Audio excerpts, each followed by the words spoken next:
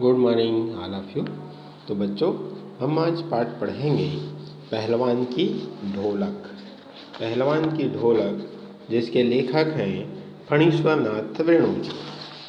फणीश्वरनाथ वेणु जी पाठ में यह बात कहते हैं कि लुट्टन का प्रतिद्वंदी कोई नहीं मिलता है।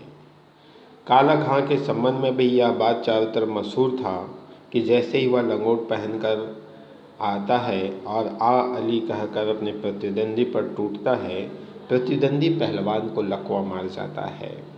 इतना ताकतवर और इतना बहुत बलशाली बताया गया, आसपास उसकी प्रतिष्ठा थी।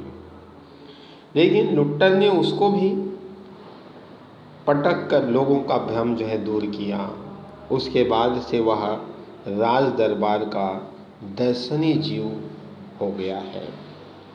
चिड़िया खाने में पिंजड़े और जंजीरों को झकझोर कर बाघ दहाड़ता हा हू सुनने वाले कहते हैं राजा का बाघ बोला। ठाकुर पाड़े के सामने पहलवान गरजता, महावीर लोग समझ लेते पहलवान बोला। मेला में जब वह लुट्टन कभी घूमने जाता था, वह घुटने तक लंबा चोंगा पहनता था और अस्त व्यस्त पगड़ी बांधकर मतवाले हाथी के समान तरह तरह के झूमता चलता। दुकानदारों को चूहल करने की सूझती। हलवाई अपनी दुकान पर बुलाता, पहलवान काका ताज़ा रसगुल्ला बना है, जरा नाश्ता कर लो। पहलवान लुट्टन बच्चों की सी स्वाभाविक हंसी हंस कर कहता, अरे तनी मनी का है, ले आओ 1.5 से। ऐसा कहकर वह और वहीं बैठ जाता था और खूब रसगुल्ला दबाकर खाता था। और वह 8-10 नाश्ता करके रसगुल्ला खाने के बाद 8-10 पान अपने मुंह में ठूस लेता था और पान के रस से उसका ठोड़ी ठुड्डी लाल हो जाता था। अपनी चाल से मेले में घूमता, मेले से दरबार लौटने के समय उसकी अजीब हुलिया देखकर लोग हंसने लगते थे। आँखों पर रंगीन अभ्रक का चश्मा, हाथ में खिलौने को नचाता और मुंह से पीतल की सीटी बजाता हुआ हंसता हुआ वह वापस जाता। बल और शरीर की वृद्धि के साथ बुद्धि का परिणाम घटकर बच्चों की बुद्धि के समान होता जा रहा था। बच्चों के समान ही वह व्यवहार किया करता था। दंगल में ढोल की आवाज़ सुनते ही वह अपने भारी भरकम शरीर का प्रदर्शन करता और प्रदर्शन करके शुरू हो जाता था। लेकिन उसकी जोड़ी तो मिलती ही नहीं थी। यदि कोई मिल भी जाता था तो राजा साहब लुट्टन को आज्ञा नहीं देते थे लड़ने के लिए। इसलिए वह निराश होकर लंगोट लगाकर देह में मिट्टी मलकर और उछल कर अपने को सांड या भैंस साबित करता रहता था। बूढ़े राजा साहब मुस्कुराते रहते, जिसे देखकर बूढ़ा राजा मुस्कुराया करता था। यूं ही 15-20 वर्ष बीत गए। पहलवान अजय रहा। वह दंगल में अपने दोनों पुत्रों को लेकर उतरता था। पहलवान की सास पहले ही मर चुकी थी। पहलवान की स्त्री भी 2 पहलवानों को पैदा करके स्वर्ग सिधार गई थी। दोनों लड़के पिता की तरह ही गठीले शरीर वाले तगड़े हट्टा कट्टा नौजवान दिखाई देते थे। लोगों के मुंह से अनायास ही निकल पड़ता, वाह, बाप से भी बढ़कर निकलेंगे ये दोनों बेटे। दोनों ही लड़के राज दरबार के भावी पहलवान घोषित हो चुके थे। अब दोनों का भरण पोषण राज दरबार से ही हो रहा था। प्रतिदिन प्रातःकाल पहलवान स्वयं ढोलक बजा कर दोनों से कसरत करवाता। दोपहर में लेटे लेटे दोनों को सांसारिक ज्ञान की शिक्षा देता। समझे, ढोलक की आवाज़ पर पूरा ध्यान देना। हाँ, मेरा गुरु कोई पहलवान नहीं, यही ढोल है, समझे। ऐसा कहकर अपनी सारी कथा उन बच्चों को बताया करता था। ढोल की आवाज़ के प्रताप से ही मैं पहलवान हुआ। दंगल में उतरकर सबसे पहले ढोल को प्रणाम करना, ऐसा कहकर बच्चों को शिक्षा दिया करते थे। ऐसी बहुत सी बातें वह अपने दोनों बच्चों को सिखाया करता था। मालिक को कैसे खुश रखा जाता है, कब कैसे क्या व्यवहार करना चाहिए आदि की शिक्षा जो है रोज़ अपने उन दोनों बच्चों को लुट्टन सिंह जो है दिया करता था।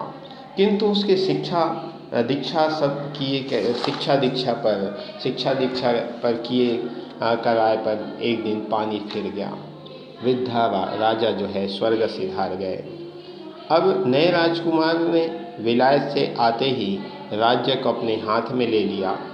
राजा साहब के समय शिथिलता आ गई थी, राजकुमार के आते ही दूर हो गई। बहुत से परिवर्तन हुए, उन्हीं परिवर्तनों के चपेट में पहलवान भी आ गया। दंगल का स्थान घोड़े के रेस ने ले लिए थे। जहाँ दंगल हुआ करते थे, पहलवानी हुआ करते थे, वहाँ अब घोड़े का रेस होने लगा था। पहलवान तथा दोनों भावी पहलवानों का दैनिक भोजन व्यय सुनते ही राजकुमार ने कहा, टेरिबल। नए मैनेजर साहब ने कहा, हॉरिबल। पहलवान को साफ जवाब मिल गया। राज दरबार में उसकी आवश्यकता नहीं, उसको गिड़गिड़ाने का भी मौका नहीं मिला लुट्टन को। उसी दिन वह ढोलक को कंधे पर लटकाकर अपने दोनों पुत्रों के साथ अपने गांव में लौट आया और वहीं रहने लगा। गांव के एक छोर पर गांव वालों ने एक झोपड़ी बांध दी। वहीं रहकर वह गांव के नौजवानों और चरवाहों को कुश्ती सिखाने लगा। खाने पीने का खर्च जो है गांव वालों की ओर से बंधा हुआ था। सुबह शाम वह स्वयं ढोलक बजाकर अपने शिष्यों और पुत्रों को दांव पैच सिखाया करता था। पहलवानी के गुण सिखाया करते थे, पहलवानी के गुण शिक्षा दिया करते थे। गांव के किसान और खेतीहर मजदूर के बच्चे भला क्या खाकर कुश्ती सीखते। धीरे धीरे पहलवान का स्कूल खाली पड़ने लगा। अंत में अपने दोनों पुत्रों को ही वह ढोलक बजा बजा कर लड़ाता रहा, सिखाता रहा। दोनों लड़के दिन भर मजदूरी करके जो कुछ भी मिलता था, जो कुछ भी लाते थे, वो उसी से गुजर बसर किया करते थे। अकस्मात गांव में यह वज्रपात हुआ।